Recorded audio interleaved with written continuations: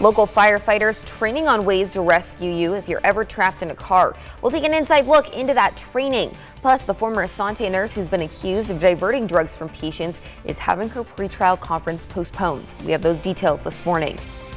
After a calm start to our week, we're finally seeing a switch in our pattern, and we're tracking the chances for showers and possibly an isolated thunderstorm later today. I'll have more details coming up for you in just a bit. Live, local, late breaking.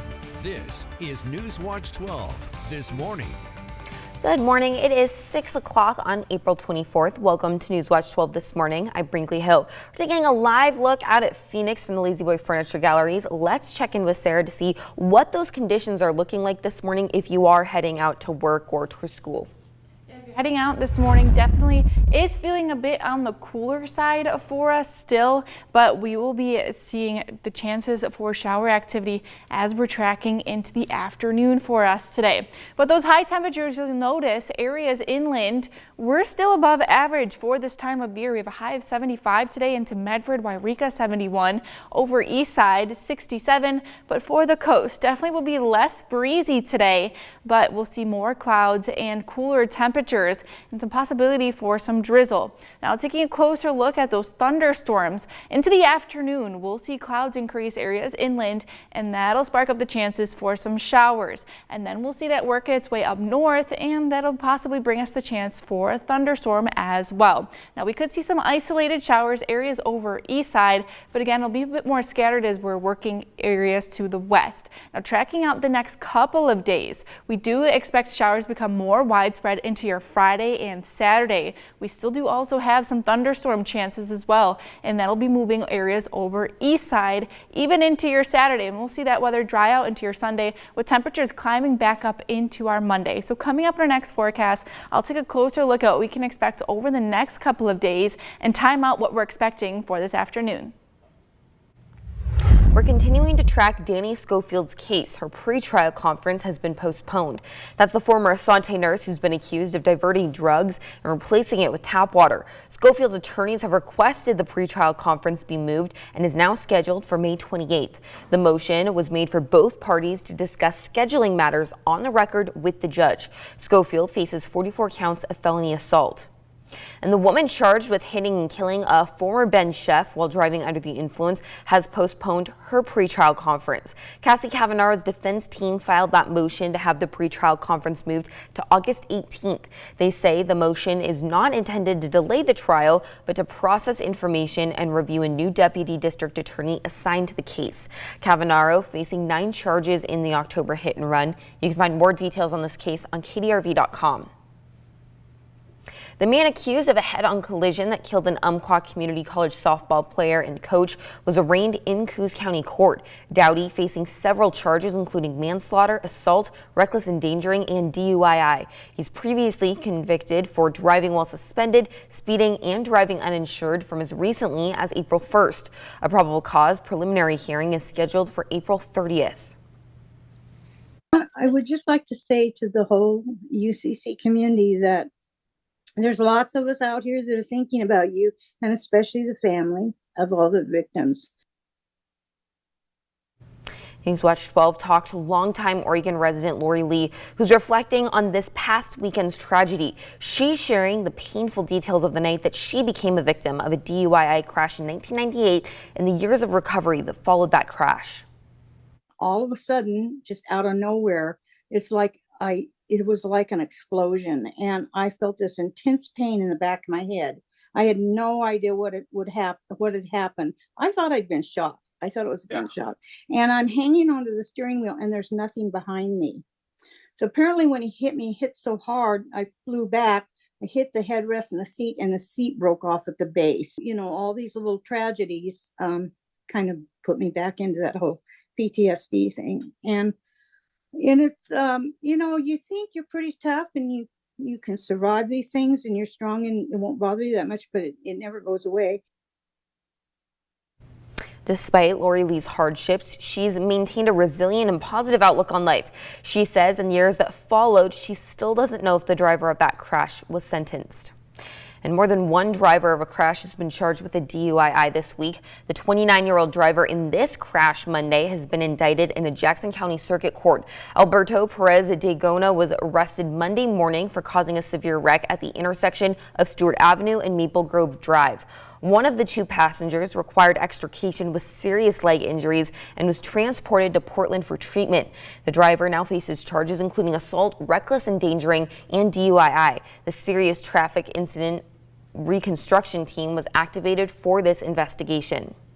And local firefighters taking the necessary steps to ensure that they can respond to severe wrecks like this one that we saw in Medford on Monday. NewsWatch 12's Rocky Walker went to see the training to see how firefighters prepare if you are trapped in a car. Cutting you free, snipping away pieces of the car and pulling you out.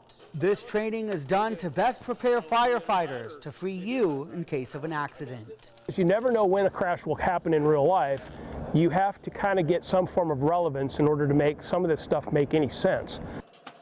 This annual training is in partnership with local business Goodfellas Towing. It's difficult for them to get hands-on training when they don't have the vehicles or the place to do it, and as a towing and recovery company, that's something that we can offer. It's an annual thing, and we look forward to it because we know we're going to save lives.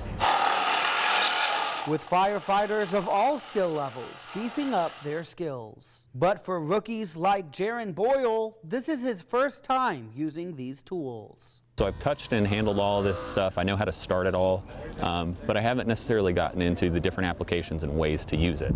So today's the evolution of that. This prepares Boyle for when he will need to use these skills to save a life. We like to follow this model of crawl, walk, run here. So this is in between crawl and walk for us, and then when we get to the actual incident, that would be the run. And in a region etched with freeways serving as a main corridor for 2 states, these skills are put to use more than you'd think. And just in our area, our response, we got a pretty large area with a lot of roads. We have a pretty high car crash ratio that, yeah, it could happen a couple times a month. In Josephine County, this is probably every day to us, but to someone else it's their worst day, and we need to be at our best on everyone's worst day. That's what we're here for. I'm Rocky Walker. Klamath Falls Police Department partnering with local retailers for a multi-day retail theft operation.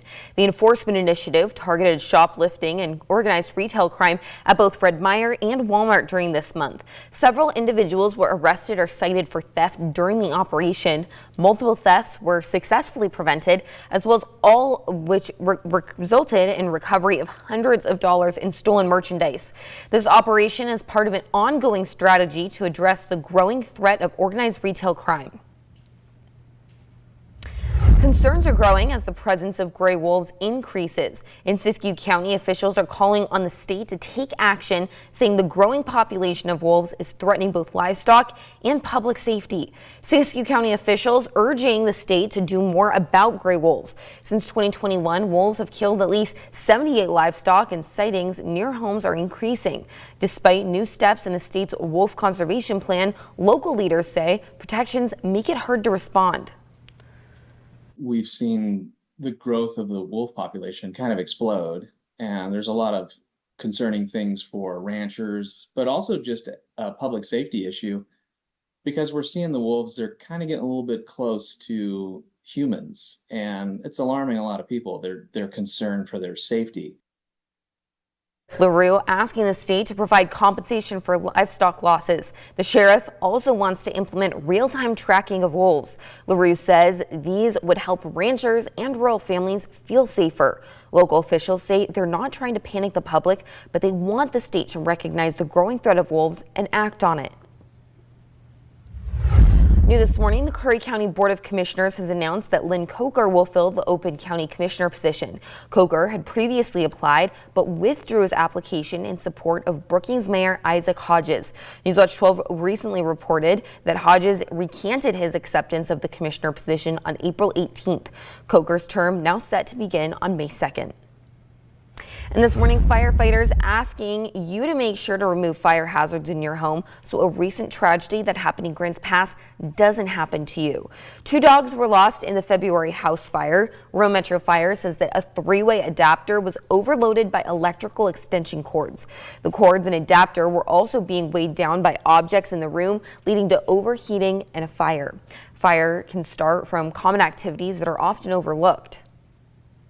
The City of Grants Pass spring open burn window is set for May 3rd. This 9-day period allows open burns on properties within city limits as long as you have a burn permit. Burn permits will be available through Grants Pass Fire Community Connection beginning on April 30th. Take a look at this. The Army National Guard landing a Black Hawk at Medford High School. This is part of a career exploration event. And the event allows students to get a closer look at military aviation and emergency response careers. Plus, the 23rd Annual Ashland Independent Film Festival kicking off today. 16 films and documentaries are being featured to watch, along with talkback sessions with the creators of the films. Tickets are available through the film festival's website, and the festival runs through the end of this weekend. And this morning, we're starting off a bit chilly across the region, even areas over east side, a bit more chillier than the west into the 30s and 20s. But you'll notice we have plenty of bright skies for us this morning if you're away from the coast. But heading home today, areas inland can expect some warmer afternoon highs, but we're tracking the potential for some showers and even some isolated storms. So coming up in our next forecast, we'll take a closer look what you can expect through this afternoon and take a closer look at the next few days.